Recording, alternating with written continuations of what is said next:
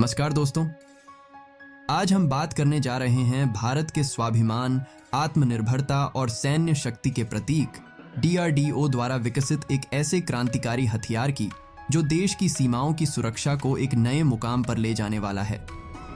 2025 की शुरुआत में डीआरडीओ ने जो 6.8 बाय 43 mm असॉल्ट राइफल प्रस्तुत की है, वो सिर्फ एक बंदूक नहीं बल्कि मेक इन इंडिया और आत्मनिर्भर भारत की एक जीवंत मिसाल है।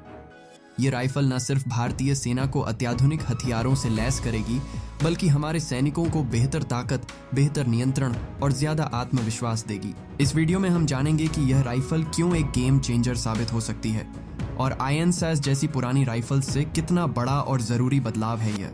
चलिए शुरू करते हैं। डीआरडीओ की यह नवीनतम 6.8 बाय 43 mm असॉल्ट राइफल अपनी अनूठी विशेषताओं के लिए जानी जाती है।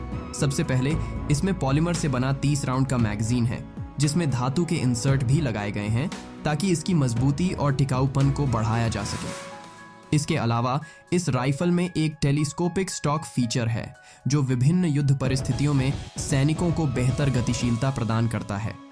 यह खासियत उत्तरी सीमाओं के बर्फीले इलाकों से लेकर रेगिस्तानी इलाकों तक हर तरह के वातावरण में इसके इस्तेमाल को आसान बनाती है। तीसरी महत्वपूर्ण विशेषता है इसका गैस ऑपरेटेड मैकेनिज्म, जो ARDE armament research and development establishment के INSAS और उग्रम राइफल्स पर काम करने के अनुभव से विकसित किया गया है।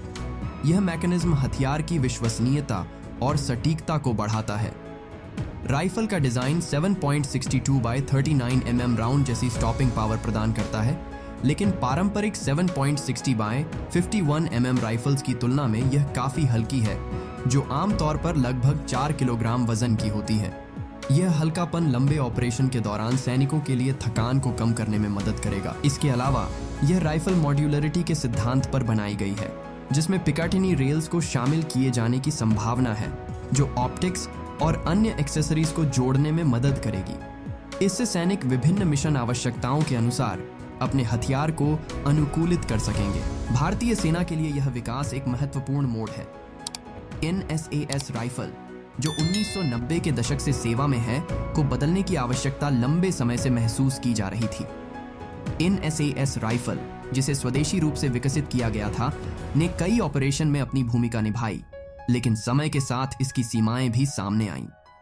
कठिन जलवायु परिस्थितियों में जाम होना, मैगजीन की समस्याएं और 5.56 mm कैलिबर की सीमित स्टॉपिंग पावर, ये कुछ ऐसी समस्याएं थीं जिनका सामना सैनिकों को करना पड़ा।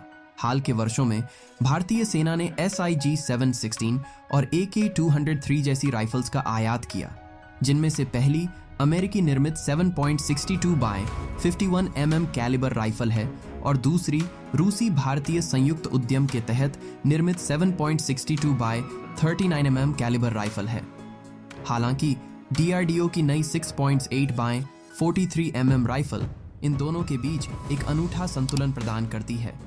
भारी कैलिबर की मार क्षमता और हल्के कैलिबर की संचालन आसानी।